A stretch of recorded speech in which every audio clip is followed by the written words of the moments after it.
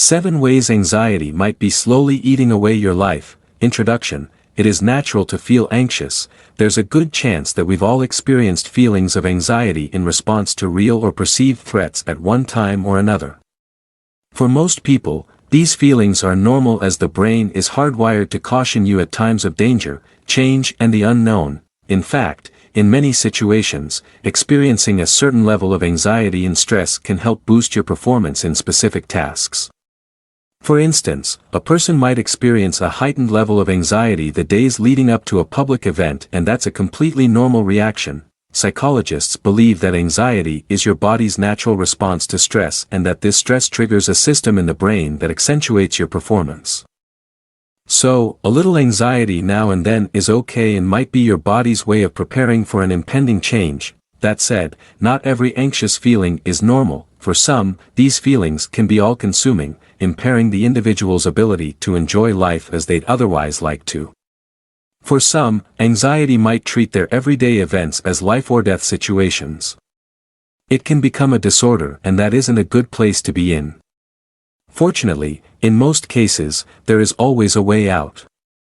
And one of the first steps to finding that way out is to dive into your mind and listen to what it might be trying to tell you. It's about accepting your anxiety, embracing and understanding it too. There is no shame in being anxious.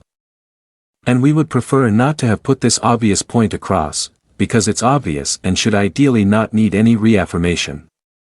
But sadly, because of how this feeling can be trivialized and/or stigmatized, it's important to let all those who experience anxiety know that they are not alone, and by accepting it they'll also be overcoming it. Likewise, it's important to let others know that they shouldn't be underestimating the pain of those with anxiety disorders. Worse, that they shouldn't be stigmatizing anxious people by saying things like, "You're overacting," or "You're so OCD," when they might not know enough or when that's not what they mean. This book is an attempt to throw some light on the much relevant topic. We've kept it short and brief because we don't want to overload you with information but want to ease you into the expansive subject one book at a time. With this book, we attempt to show you how anxiety might be taking over your lives without you even realizing it. We show you the mirror all right, but we also show you ways to become the best version of yourself because we believe it's something you're meant to be. In this book, we talk about 7 ways anxiety might be slowly eating away your lives. We discuss overthinking and obsessive thoughts, lack of self-assurance and fear of judgment, phobias and traumas, workplace anxiety, social anxiety, eating disorder, insomnia, and finding your journey towards the solution. On that note, we warmly welcome you to our book titled, 7 Ways Anxiety Might Be Slowly Eating Away Your Life. We've had an enriching experience putting together this meaningful book and hope you feel benefited by it. Chapter 1, Overthinking and Obsessive Thoughts. When was the last you had a passing, somewhat intrusive thought that appeared to come out of nowhere? From way outside your immediate realm of collective thoughts? If you're like most people, then the answer might be closer than you initially realized. Now, we all get wound up between fleeting and excessive thoughts sometimes, and that becomes the new normal, unless you mindfully train yourself to think less and drop the thoughts. You see, now and then, more frequently than we might like it to be actually, we all have passing thoughts that might seem out of our control. When they begin to consume you, they can pose a serious chronic problem. Because overthinking activates the same parts of the brain that are involved in fear and anxiety, psychologists believe people with a history of anxiety disorder are more vulnerable to this state of mind. How our brains respond to anxiety. Our thoughts can manifest as physical reactions in our bodies. Our bodies, in response to the flight or fight response, trigger stress hormones into the bloodstream the moment they're subjected to any type of anxiety. These stress hormones, if not put to rest in quick time, can manifest in responses such as accelerated heartbeat, headaches, nausea, sweating, muscle tension, stammering, and trembling. Worse, over time and due to negligence, they can also weaken the immune system and leave us vulnerable to a host of ailments. For some, intrusive thoughts might be an everyday routine, making it the trigger for periods of panic and intense anxiety. They might also be the result of anxiety itself and can add a layer of fear and stress to what the person is already experiencing. These types of intrusive thoughts can be overwhelming, forcing the person thinking them to obsess about them. For instance, you have a task in front of you. It's simple and straightforward, you've probably even done it before. But the thoughts in your head might overload you with endless information and possibilities. Most of which might be unnecessary and unwanted. What if something unknown crops up? What might those unknown things be, and will I be able to handle it? What if I can't? What if I fail? Will I be judged? What if I get a panic attack when I'm doing this task? These thoughts are very real and put the person experiencing them into a frenzy, sometimes even forcing them to opt out of the task. Negative and unwanted thoughts. Sometimes, these thoughts might seem outside of our character too. The content may feel unknown, unlikely, bizarre, and perhaps even hostile too. And because they seem so radical in nature, they can come back to haunt us time and again, triggering feelings of guilt, disgust, anguish, despair, and helplessness. If experiencing these thoughts aren't stressful enough, the person might have to constantly live in the fear of enacting them out. This lethal combination of guilt and fear can make one feel less worthy, forcing them to be withdrawn and secretive of their condition. The more you try and avoid them, the stronger they return. The more you try and reason out with them, the more vehement they become. It can look like a vicious cycle with no escape route. Only there is not one, but several doors to a calmer and more peaceful mind space. Here are some effective ways to help silence those thoughts. Accept that these thoughts are automatic and might come and go at their will. Don't avoid them. Remind yourself that they are unimportant, intrusive thoughts that do not define or become you. Believe that this time too will pass. Give yourself time. Expect the thoughts to come back again. Remind yourself that you are above it and will be prepared to address it when it does come back. Continue with your tasks. Focus on doing them well. Be aware of the anxiety, but don't engage with or attach to it. The tasks might help you achieve this. Chapter 2, Lack of Self-Esteem and Fear of Rejection. There is nothing more uncomfortable than not being comfortable in your own skin and with the structures that function with you. Somewhere deep down, you know you needn't feel this way, that you shouldn't, and that there isn't any reason or truth in your feeling. And yet, in spite of it all, you do. I feel sick to my stomach all the time and spend a lot of time crying, hiding, and alone. Sometimes, I feel my chest tighten. It messes with my breathing and makes me nauseous too. The anxiety is always there. Panic attacks come and go. And when they do, I feel lightheaded and dizzy. My muscles hurt. At its worst, my mind disassociates from all the physical symptoms I might be experiencing. I feel the pain and it is very real. But my mind feels numb and I have no control over my physical pain. When it's all over, I feel exhausted and shamed. I know I went through something, but I can't really tell because I don't remember it all. Did I make it obvious? What will people think of me? I'm hopeless.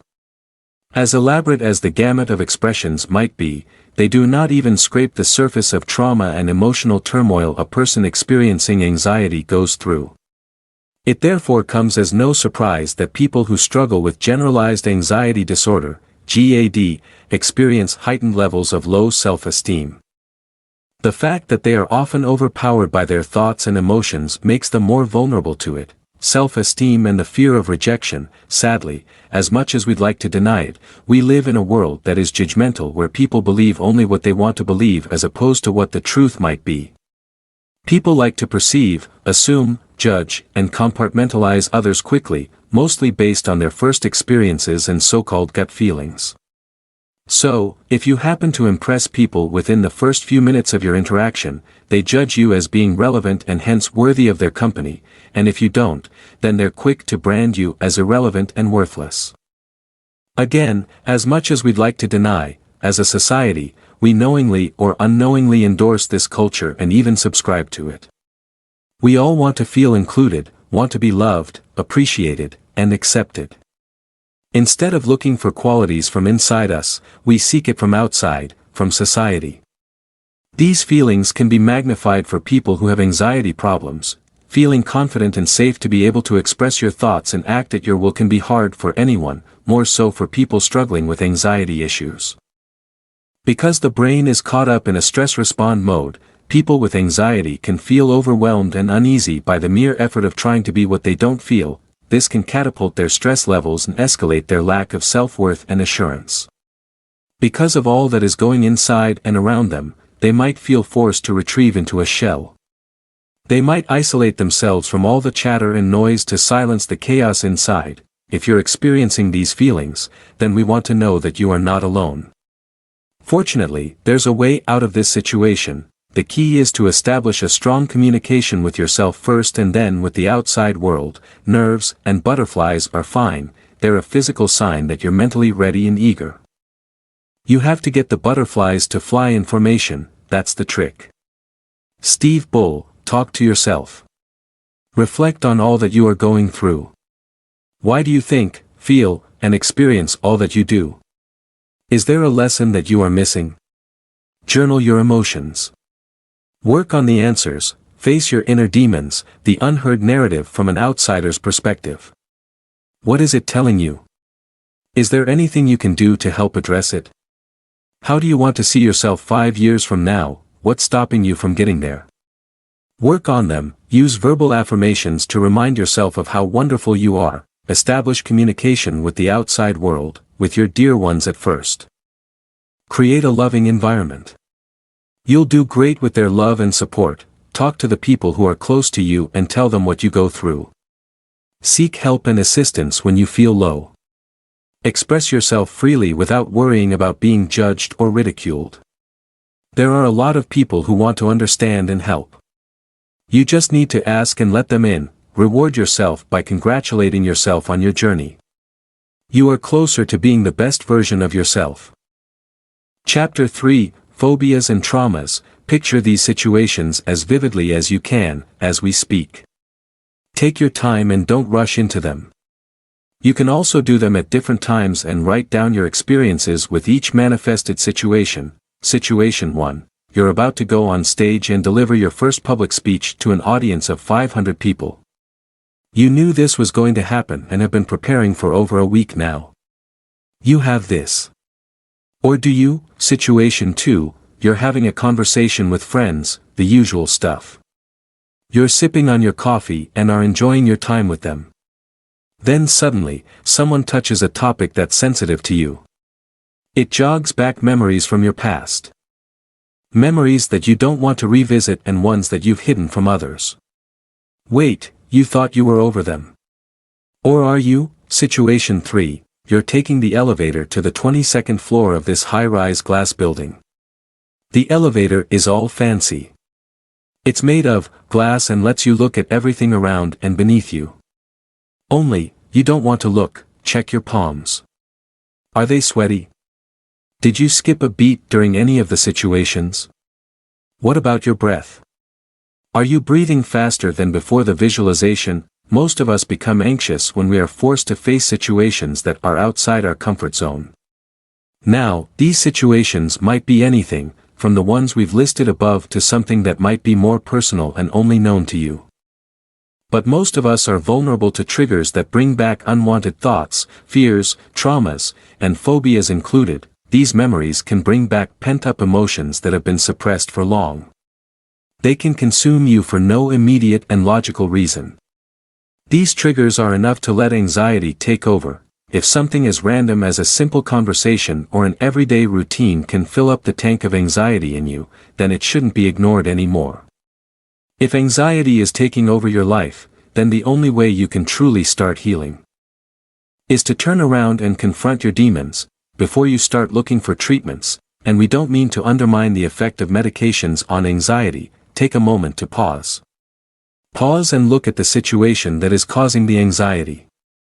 Is it a fear, trauma, or phobia you didn't realize you had or have left unaddressed for long? Anxiety doesn't exist in isolation. While it is tempting to think of it this way and distance it, it simply isn't true.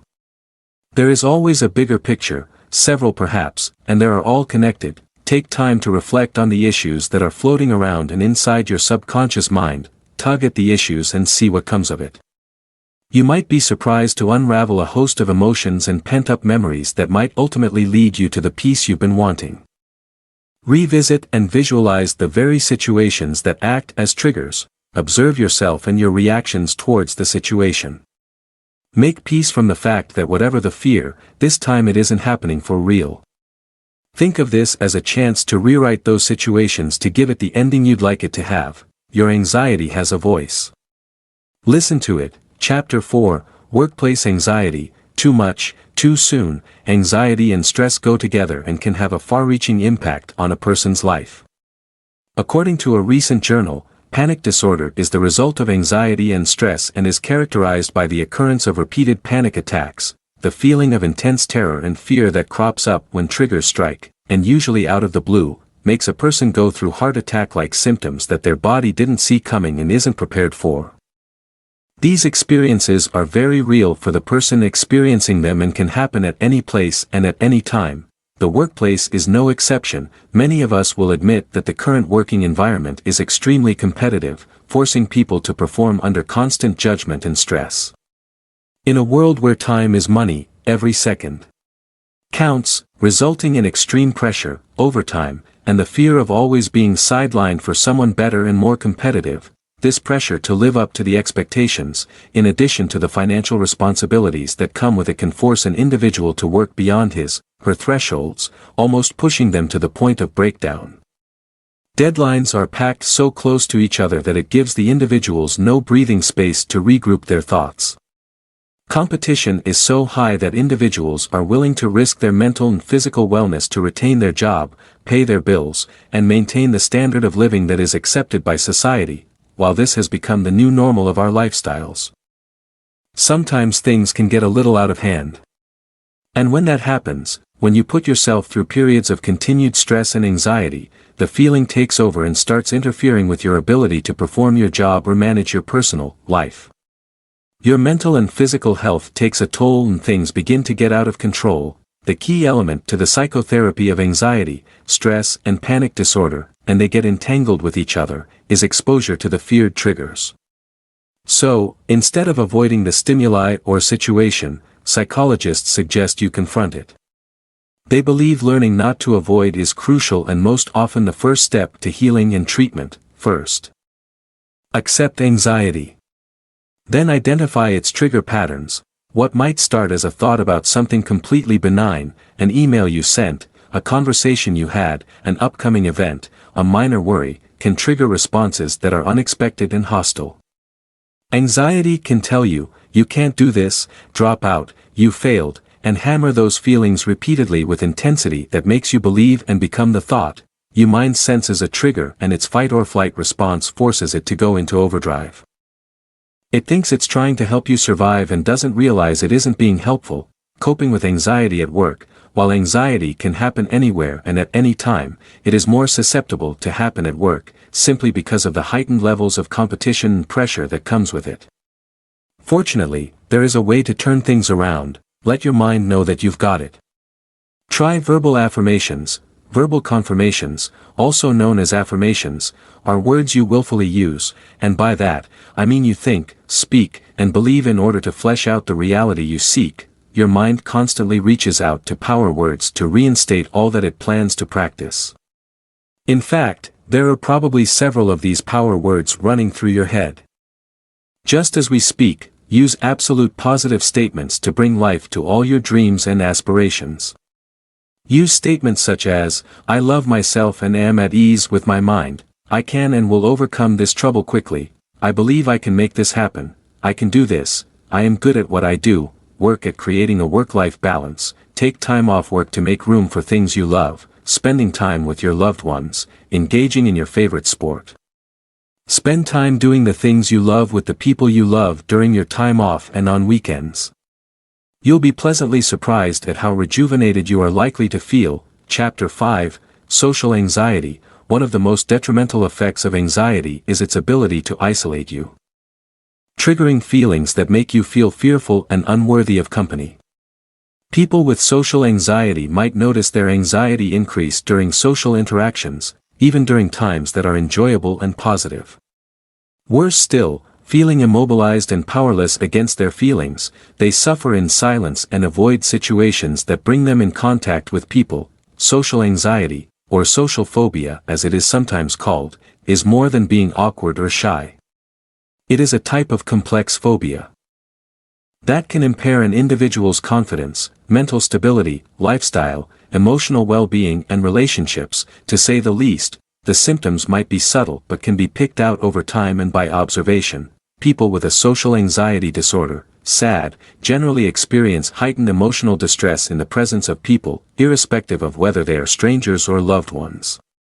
They can become particularly anxious and stressed out while being introduced to other people, being engaged in conversation, are criticized or judged, driving communication, being evaluated, meeting people of rank, meeting strangers, engaging in romantic relationships. This list is certainly not the entire list, but it does touch the most common and obvious ones.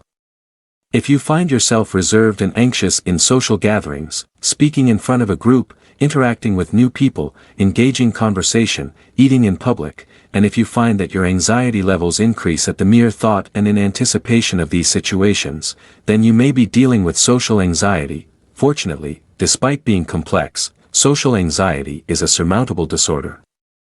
By making lifestyle changes, you can, in time, learn of ways to manage your anxiety.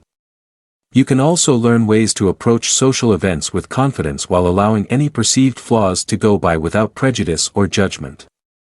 Cognitive behavioral therapy and its role on SAD. Cognitive behavioral therapists, CBT, are now in a position where they can offer a drug-free approach to dealing with these issues.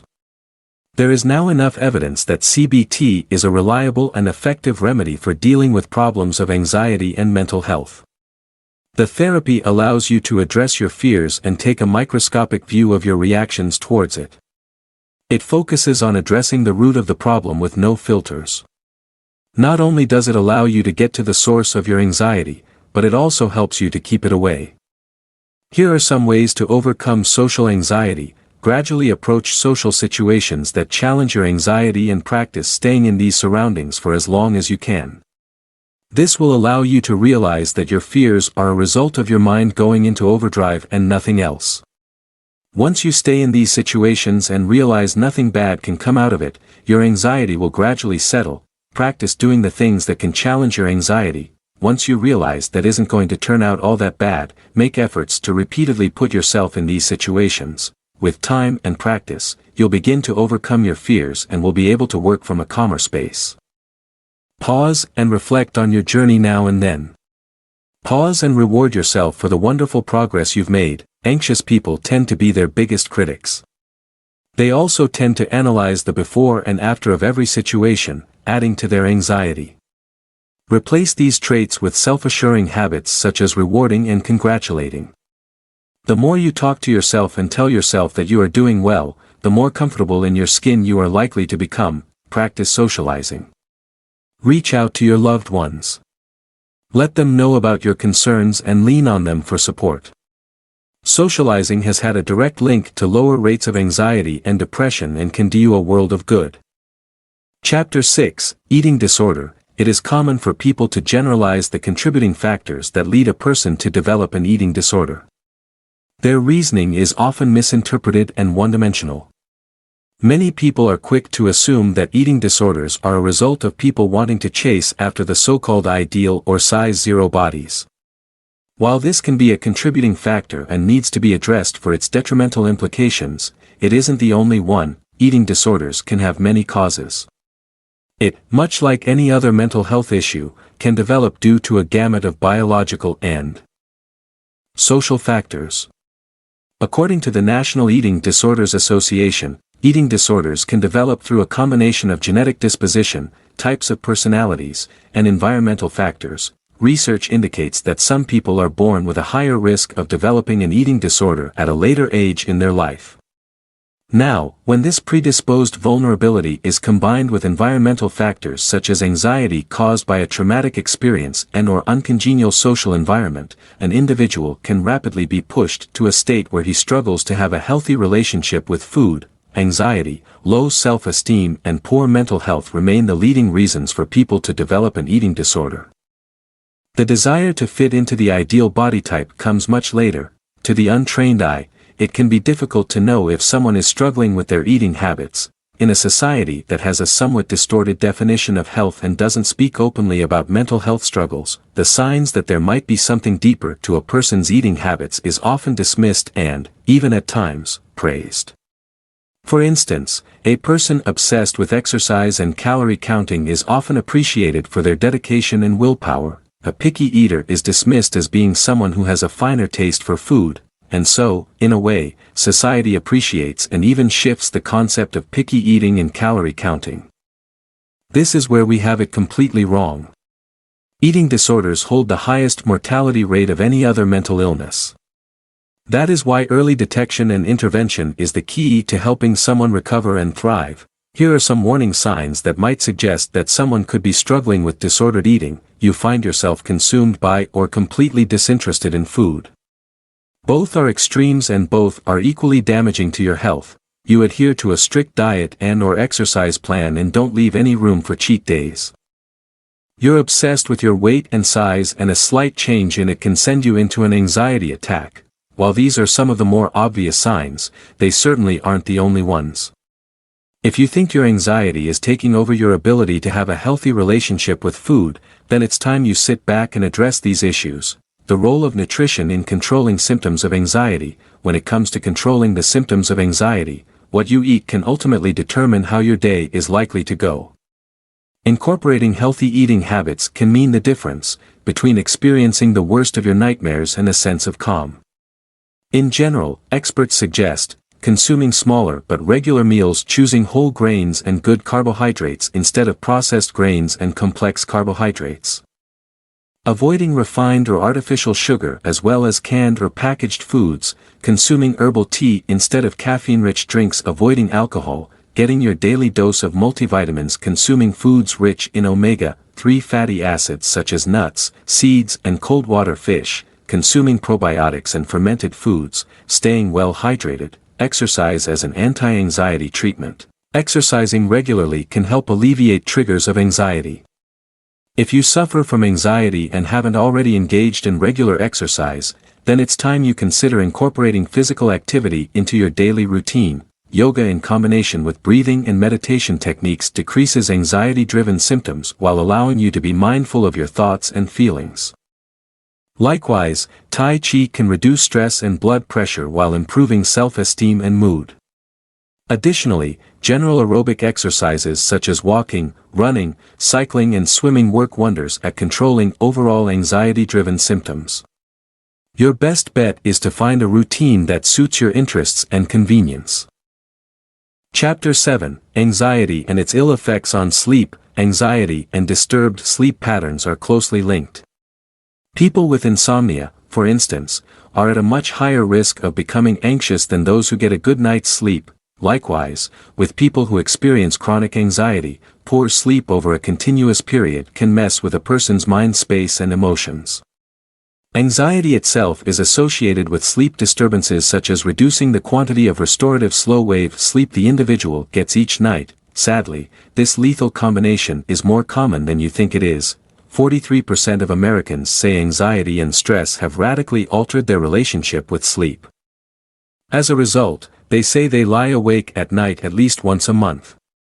One of the most common problems with falling asleep is that people just can't switch off their minds. So, despite being tired and sluggish all day, your mind goes on a rant and doesn't stop the moment you lay in bed and hope to sleep. Suddenly, the overactive mind starts pulling up memories from the past, your pain triggers are pressed, and the next thing you know, your tank of angst is full to the brim. If you're experiencing anxiety in any form, depression, financial worries, panic attacks, trauma, phobia, emotional and/or physical turmoil, there's a good chance you might be experiencing disturbed sleep patterns. Here are some warning signs that can tell you if your anxiety is interfering with your nighttime sleep patterns. You have trouble falling or staying asleep, you feel tired during the day, have physical discomfort such as muscle and joint pain, breathing difficulties, restlessness, sweaty palms, tightened chest, and/or numbness while trying to sleep, have difficulty paying attention, feel sleepy, but can't sleep, and are easily irritable. If these situations sound familiar to you, then you'll be happy to know that there are ways to soothe your mind and fall asleep. Create a nighttime routine that encourages positive distractions. Focusing all your attention on how you can't get to sleep will only make the problem look and feel bigger. Instead, create a nighttime imagery routine that engages and distracts your senses. For instance, close your eyes and picture a nice warm day at the beach. Think about water. See them. Touch them.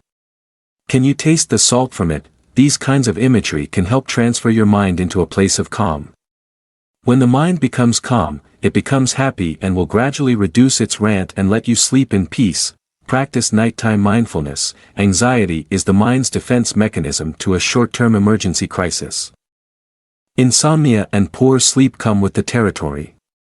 The stress you feel might stem from insecurities of being judged, ridiculed, or isolated. Even more, as negative as these feelings might be, your mind is more than capable of handling the situation when you train it to be mindful of its thoughts. Now, we understand that this might not be easy for many of us. However, in time and with practice, you can train your mind to do as you wish. Practicing meditation can help you achieve exactly that. Focus on your breath. You define your life by the choices you make every single hour of your life. If you can slow the flow of your thoughts and utilize the time in between to rationalize your choices, you'll realize that nothing in life is worth stressing about.